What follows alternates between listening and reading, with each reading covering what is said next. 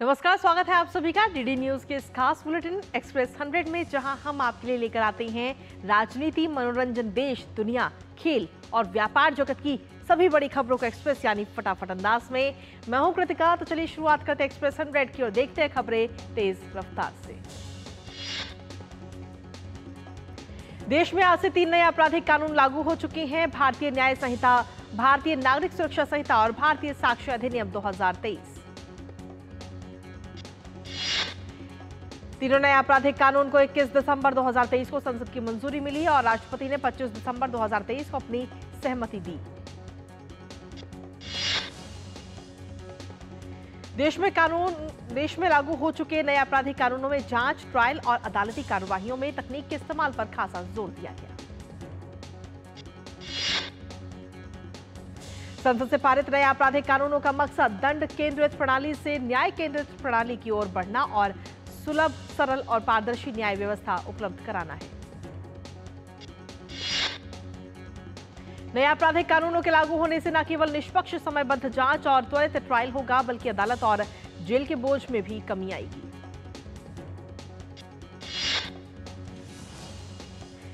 अब जो भी भारत की एकता, अखंडता, संप्रभुता, सुरक्षा, आर्थिक सुरक्षा के लिए खतरा पैदा करता है, उसे आतंकवाद की श्रेणी में रखा गया है। नए कानून में गैर इरादतन हत्या की नई श्रेणी मॉब लिंचिंग जोड़ी गई है।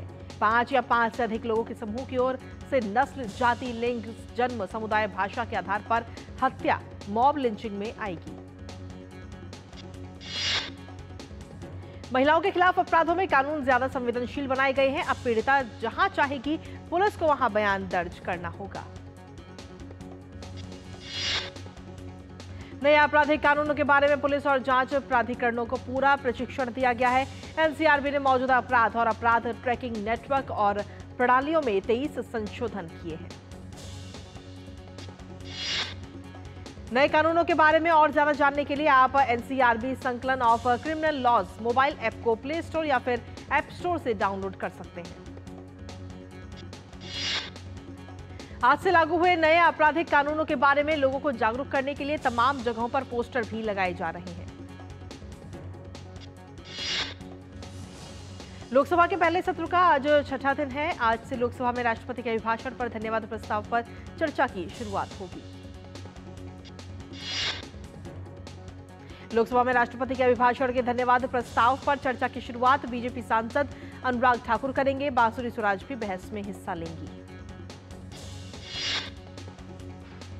राज्यसभा में राष्ट्रपति के अभिभाषण पर धन्यवाद प्रस्ताव पर चर्चा पिछले हफ्ते ही शुरू हो चुकी है। उच्च सदन में चर्चा की शुरुआत भाजपा सांसद सुधांशु त्रिवेदी ने की थी। राज्यसभा में राष्ट्रपति के अभिभाषण पर बहस के लिए 21 घंटे का समय निर्धारित है। 3 जुलाई तक मौजूदा सदन का कामकाज चलेगा। मौजूदा संसद सत्र में अब 3 कार्य दिवस बचे हैं और विपक्ष राष्ट्रपति के अभिभाषण प्रस्ताव पर चर्चा से पहले नीट मामले में चर्चा पर अड़ा हुआ है। वहीं सरकार ने साफ कर दिया है कि विपक्ष की ओर से नीट मामले में पहले चर्चा कराने की मांग स्वीकार नहीं की जाएगी। सरकार का कहना है कि धन्यवाद प्रस्ताव पर चर्चा से पहले किसी तरह की चर्चा की परंपरा नहीं है। पीएम को मंगलवार को लोकसभा और बुधवार को राज्यसभा में चर्चा का जवाब देना है। नीट पेपर लीक मामले में सीबीआई जेल में बंद 13 आरोपियों से आज पटना में आमने सामने बिठाकर सवाल जवाब करेगी।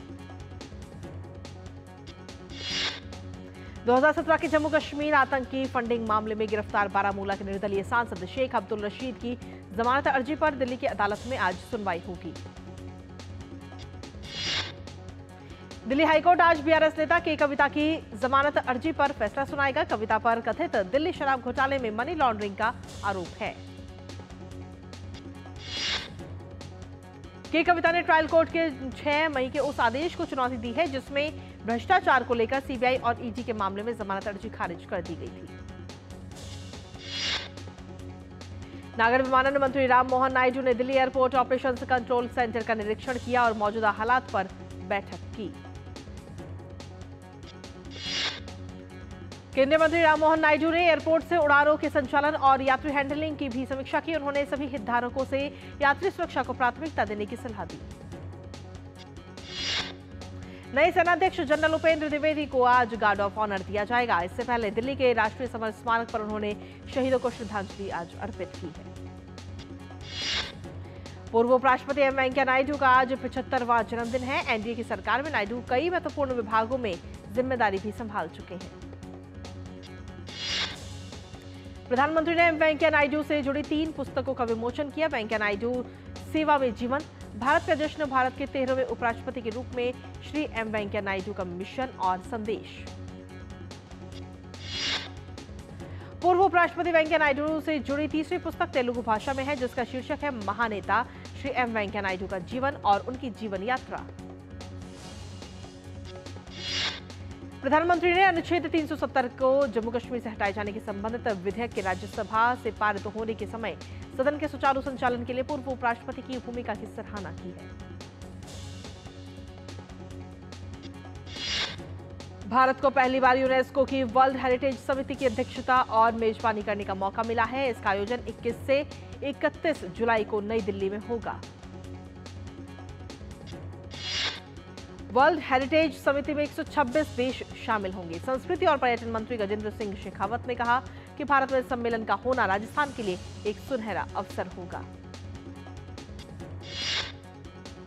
महाराष्ट्र के मुख्यमंत्री के रूप में अपने 2 साल के कार्यकाल पूरा होने पर एकनाथ शिंदे ने कहा कि 2 साल का समय कम है, लेकिन 2 साल में महायुति सरकार ने बहुत काम किया है। महाराष्ट्र के मुख्यमंत्री एकनाथ शिंदे ने कहा कि पीएम मोदी ने पिछले 10 सालों में जो काम किया, कांग्रेस 60 सालों में वैसा काम नहीं कर पाई। यूपी के नए मुख्य सचिव का पदभार ग्रहण करने के बाद मनोज कुमार सिंह ने कहा कि प्रदेश में निवेश के जो प्रस्ताव आए हैं उन्हें जल्द से जल्द जमीन पर लाया जाएगा। पश्चिम बंगाल के दिनाजपुर का एक वीडियो सोशल मीडिया पर वायरल है। माकपा सहित भाजपा के नेताओं ने इसे साझा किया है। इसमें सरिया में एक दबंग व्यक्ति महिला को निर्ममता से पीट रहा है। इस वीडियो में जो व्यक्ति महिला को पीट रहा है उसका नाम तजीमुल बताया जा रहा है, जो अपराधी किस्म का है और चोपड़ा से टीएमसी विधायक हमीदुर रहमान का करीबी सहयोगी है। आगरा एयरपोर्ट के नए टर्मिनल भवन के निर्माण के लिए कंपनी से अनुबंध हो गया है। धनौली, अभयपुरा और बल्हेरा गांव के 92.50 एकड़ भूमि अधिग्रहण के लिए 123.59 करोड़ रुपए की राशि जारी की गई है। आगरा एयरपोर्ट का नया टर्मिनल भवन 34,000 वर्ग मीटर में बनेगा। इसकी लागत 343 करोड़ रुपए आएगी। 2 साल में टर्मिनल का काम पूरा करना होगा।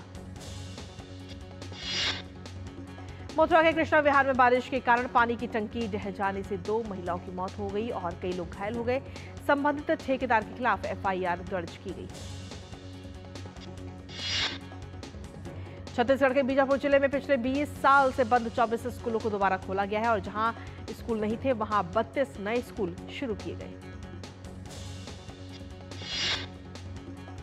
आईएएस निकुंज बिहारी धल को ओडिशा के मुख्यमंत्री मोहन चरण मांझी के अतिरिक्त मुख्य सचिव के रूप में नियुक्त किया गया है। वर्तमान में वो ओडिशा के मुख्य निर्वाचन अधिकारी हैं।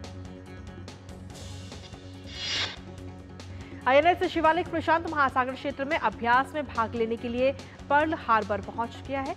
यहां दुनिया का सबसे बड़ा नौसैनिक अभ्यास आयोजित किया जा रहा है।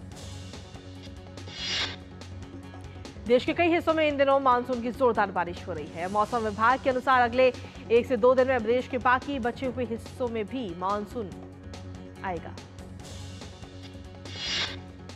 मौसम विभाग ने अरुणाचल प्रदेश में अगले 2 से 3 दिन तक भारी बारिश की आशंका जताई है, तो वहीं पूर्वोत्तर के कुछ राज्यों में बाढ़ का भी अलर्ट है। गुजरात में भी बारिश का कहर बरपा रही है। अहमदाबाद और सूरत सहित कुछ शहरों में जलभराव से वहां के लोग काफी परेशान हो गए हैं। शनिवार से पहाड़ों पर हो रही बारिश के कारण हरिद्वार में बाढ़ जैसे हालात दिखाई दे रहे हैं। उत्तराखंड के कई इलाकों में अगले कुछ दिनों तक बारिश की चेतावनी है। दिल्ली में 2 जुलाई तक बारिश का ऑरेंज अलर्ट है। मौसम विभाग की माने तो ये पूरा हफ्ता दिल्ली को भिगोने वाला है। पुरी में भगवान जगन्नाथ की रथ यात्रा की तैयारियां लगभग आखिरी चरण में है। भगवान का रथ बनाने का काम जोर शोर से चल रहा है। इस साल 7 जुलाई से जगन्नाथ रथ यात्रा शुरू हो रही है। जम्मू कश्मीर में श्री अमरनाथ यात्रा सुचारू रूप से चल रही है। पहलगाम से तीर्थयात्रियों के लिए हेलीकॉप्टर सेवाएं भी उपलब्ध हैं। 2017 से लागू हुए जीएसटी कानून को आज देश में 7 साल पूरे हो चुके हैं। ये कानून सिर्फ एक कर सुधार कानून न रहकर अब व्यापार सुधार कानून का रूप ले चुका है। और एक्सप्रेस 100 में खबरों का सिलसिला यूं ही लगातार जारी। वक्त एक छोटे से ब्रेक का, आप बने रहिए हमारे साथ। बात जब पीढ़ियों के लिए बनने वाले घर की हो तो जिम्मेदारी बड़ी हो जाती है। गैलेंट समझता है ये जिम्मेदारी। अब डबल एम रिब्स के साथ गैलेंट एडवांस TMT रीबार, निर्माण का रियल हीरो। और ब्रेक के बाद एक बार फिर से स्वागत आप सभी का। वापस रुक करेंगे एक्सप्रेस 100 का। देश में कोयला आयात में वार्षिक वृद्धि पिछले एक दशक में वित्त वर्ष 2023 से 24 तक घटकर 2.49% रह गई। एस्कोडा के CEO क्लॉस जेल्मर ने कहा कि कंपनी के लिए भारत यूरोप के बाहर सबसे महत्वपूर्ण बाजार है। भारत में एस्कोडा नए मॉडल लाने की तैयारी में है। फूड डिलीवरी कंपनी जोमेटो को कर्नाटक के वाणिज्यिक कर विभाग से 9.45 करोड़ रुपए के माल और सेवा कर से जुड़ा हुआ नोटिस मिला है। सेल्सफोर्स इंडिया की शीर्ष अधिकारी अरुंधति भट्टाचार्य ने कहा कि AI स्वास्थ्य सेवा से लेकर शिक्षा और कौशल विकास तक हर क्षेत्र में बदलाव लाने के लिए तैयार है। पूरे एक साल के बाद फिर से गारमेंट निर्यात में तेजी का सिलसिला शुरू हुआ है, जो पूरे टेक्सटाइल उद्योग के साथ रोजगार सृजन के लिए अच्छी खबर है। मार्केट इन्वेस्टर्स और मार्केट एक्सपर्ट्स का मानना है कि सरकार इस बार बजट में डिफेंस, रेलवे, इंफ्रा और रिन्यूएबल एनर्जी पर विशेष प्रावधान कर सकती है। भारत के 2070 तक नेट जीरो अर्थव्यवस्था बनने की घोषणा के 3 साल बाद इस लक्ष्य को हासिल करने के लिए नीति बनाने का काम शुरू हो गया है। नाइट फ्रैंक की prime global cities index Q1 2024 report के मुताबिक इस वर्ष की पहली तिमाही में दिल्ली और मुंबई की प्राइम प्रॉपर्टी की कीमत में तेज वृद्धि हुई है।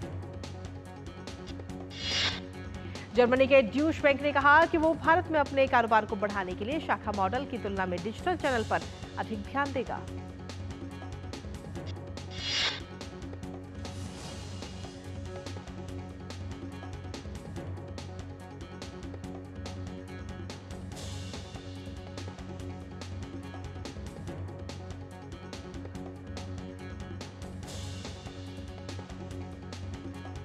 और इसी बीच रुकेंगे एक छोटे से ब्रेक के लिए, जल्द हाजिर होते हैं।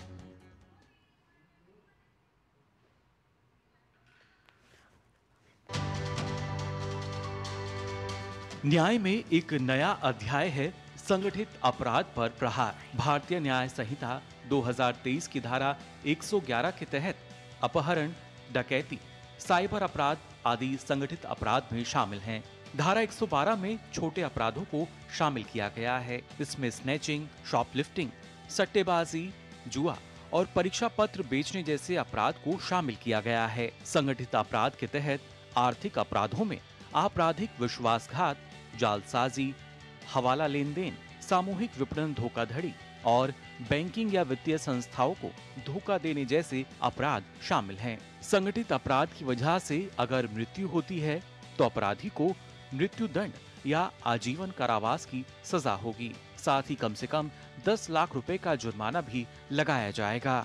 नए आपराधिक कानून यानी भारतीय न्याय संहिता 2023, भारतीय नागरिक सुरक्षा संहिता 2023 और भारतीय साक्ष्य अधिनियम 2023 1 जुलाई 2024 से लागू हो रहे हैं। नए कानूनों के बारे में और ब्रेक के बाद एक बार फिर से स्वागत आप सभी का। वापस रुक एक्सप्रेस 100 का।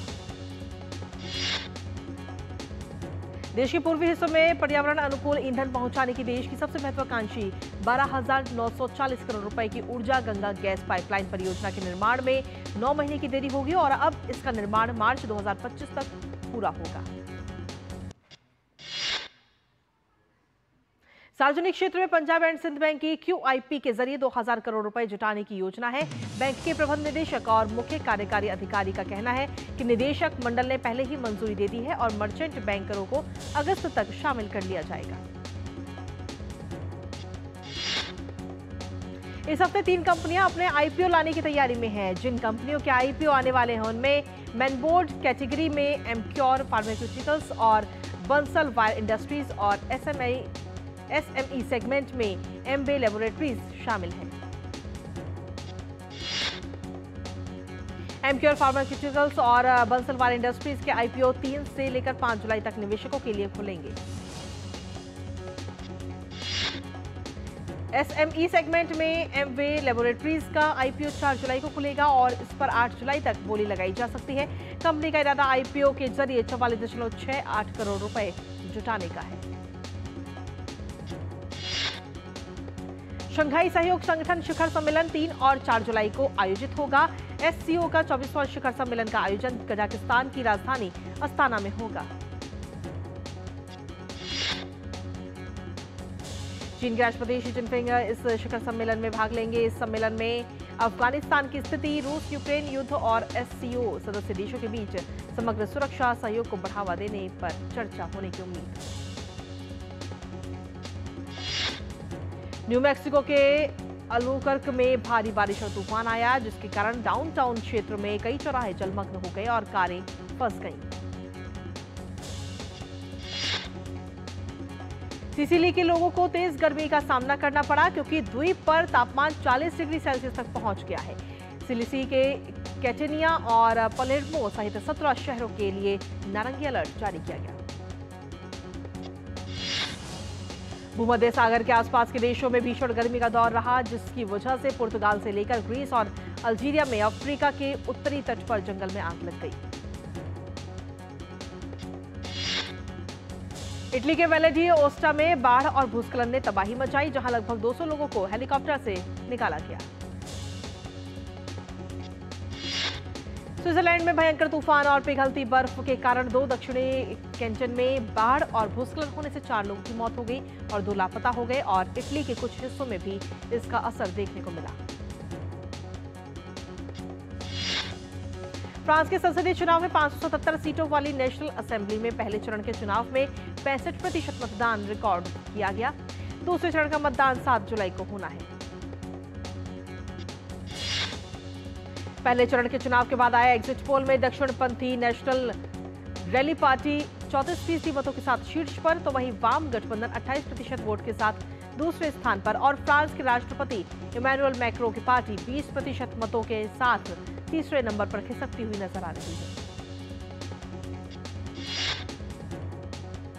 साल 2024 का पहला तूफान हरिकेन बेरिल दक्षिण पूर्वी कैरिबियन सागर की ओर बढ़ते हुए अत्यंत खतरनाक कैटेगरी 4 में तब्दील हो गया है, जिसे लेकर चेतावनी भी जारी की गई है। पेरिस ओलंपिक में हिस्सा लेने वाले एथलीटों के लिए विदाई समारोह का आयोजन किया गया। इस दौरान केंद्रीय खेल मंत्री मनसुख मांडविया ने पेरिस ओलंपिक में हिस्सा लेने वाले खिलाड़ियों के लिए किट का अनावरण भी किया है। पेरिस ओलंपिक के लिए खिलाड़ियों के विदाई समारोह के मौके पर केंद्रीय खेल मंत्री ने विश्वास जताते हुए कहा कि ये भारतीय दल ओलंपिक खेलों में देश के लिए दमदार प्रदर्शन करेगा। आईसीसी ने T20 विश्व कप 2024 के लिए टीम ऑफ द टूर्नामेंट की घोषणा कर दी है। टीम ऑफ द टूर्नामेंट की लिस्ट में T20 विश्व चैंपियन भारतीय टीम के 6 खिलाड़ियों को जगह दी गई है। इस लिस्ट में सबसे पहला नाम भारतीय क्रिकेट टीम के कप्तान रोहित शर्मा का है। टूर्नामेंट में 2 अर्धशतक और इंग्लैंड के खिलाफ सेमीफाइनल में महत्वपूर्ण 47 रन बनाने वाले सूर्य कुमार यादव को भी आईसीसी ने इस लिस्ट में जगह दी है। वहीं अन्य खिलाड़ियों में T20 विश्व कप में शानदार प्रदर्शन करने वाले हार्दिक पांड्या, अक्षर पटेल, जसप्रीत बुमराह और अर्शदीप सिंह का भी नाम इसमें शामिल है। बीसीसीआई ने T20 क्रिकेट विश्व कप विजेता टीम के सदस्यों के लिए 125 करोड़ रुपए का इनाम देने की घोषणा की है। बीसीसीआई सचिव जय शाह ने सोशल मीडिया पर लिखा कि मुझे आईसीसी पुरुष T20 विश्व कप 2024 की विजेता भारतीय टीम के लिए इनामी राशि की घोषणा करते हुए खुशी हो रही है। बारबाडोस में तूफान बेरिल के कारण हवाई यात्राओं के प्रभावित होने की वजह से टीम इंडिया को स्वदेश वापसी के लिए कुछ समय इंतजार करना पड़ सकता है। बैडमिंटन एशिया जूनियर मिश्रित टीम चैंपियनशिप में इंडोनेशिया ने भारत को 1-4 से हरा दिया। अब चैंपियनशिप के क्वार्टर फाइनल में भारत का सामना मलेशिया से होगा। साल के तीसरे ग्रैंड स्लैम विंबलडन की शुरुआत आज से हो रही है। पहले दिन गत विजेता Carlos Alcaraz, Daniil Medvedev, Casper Ruud और जैनिक सिनर पहले दौर में अपनी चुनौती पेश करेंगे। विंबलडन में आज भारत की तरफ से सुमित नागल भी अपने अभियान की शुरुआत करेंगे। सुमित पहली बार विंबलडन के मुख्य ड्रॉ में खेलेंगे। इंग्लैंड ने यूरो कप के क्वार्टर फाइनल में अपनी जगह पक्की कर ली है। अंतिम 16 के मुकाबले में इंग्लैंड ने स्लोवाकिया को 2-1 से हराकर अंतिम 8 में प्रवेश किया है। दोनों टीमों के बीच खेले गए रोमांचक मैच में पहला गोल 25वें मिनट में स्लोवाकिया की ओर से हुआ। अतिरिक्त समय में इंग्लैंड की ओर से 2 गोल हुए, जिसमें मैच का रुख इंग्लैंड के पक्ष में कर दिया गया। स्पेन फुटबॉल टीम ने यूरो कप के क्वार्टर फाइनल में प्रवेश कर लिया है। स्पेन ने जॉर्जिया को 4-1 के बड़े अंतर से हराकर अंतिम 8 में अपनी जगह पक्की की है। स्पेन के एक के बाद एक 4 गोल दागे और विरोधी टीम को संभलने का मौका भी नहीं दिया, जबकि जॉर्जिया की टीम इस मैच में एक ही गोल कर पाई। निर्देशक निखिल भट्ट और निर्माता करण जौहर गुनीत मोंगा की एक्शन थ्रिलर फिल्म किल 5 जुलाई 2024 को सिल्वर स्क्रीन पर रिलीज के लिए तैयार है। अभिनेता अजय देवगन फिल्म औरों में कहां दम था को लेकर आ रहे हैं। अजय के अलावा इस मूवी में तब्बू और जिमी शेरगिल जैसे कई कलाकार मौजूद हैं। अक्षय कुमार की फिल्म सरफरा के जरिए वापसी करने के लिए तैयार है। इस फिल्म में उनके साथ एक्ट्रेस राधिका मदान और परेश रावल भी नजर आएंगे। एक्ट्रेस तृप्ति डिमरी की upcoming film bad news release के लिए पूरी तरह से तैयार है। तृप्ति के अलावा इस मूवी में एक्टर विकी कौशल और एमी विर्क एक साथ नजर आने वाले हैं। राजकुमार राव, श्रद्धा कपूर और पंकज त्रिपाठी की most awaited horror comedy film स्त्री 2 15 अगस्त को सिनेमाघरों में रिलीज होगी। प्रभास, अमिताभ बच्चन और दीपिका पादुकोण की फिल्म कल की 2898 AD अच्छा रिस्पांस मिला है। Singer Daler Mehndi, actor Akshay Kumar starrer Welcome to the Jungle से एक्टिंग डेब्यू कर रहे हैं। बॉबी देओल ने महाराष्ट्र के मुख्यमंत्री एकनाथ शिंदे और फिल्म धर्मवीर 2 के कलाकारों और बाकी सदस्यों के साथ फिल्म का पोस्टर जारी किया है। तमिल सुपरस्टार अजीत कुमार की फिल्म विदा मुयार्ची अपने ऐलान के बाद से ही सुर्खियों में है।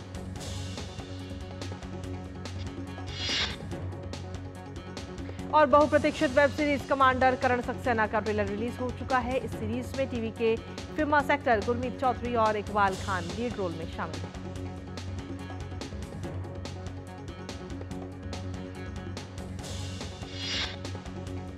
और इसी के साथ फिलहाल एक्सप्रेस 100 में मुझे और हमारी पूरी टीम को दीजिए अनुमति। ब्रेक न्यूज पार्टी के हमारा खास कार्यक्रम इकोनॉमिक टुडे सहयोगी अजय मिश्र के साथ। नमस्कार।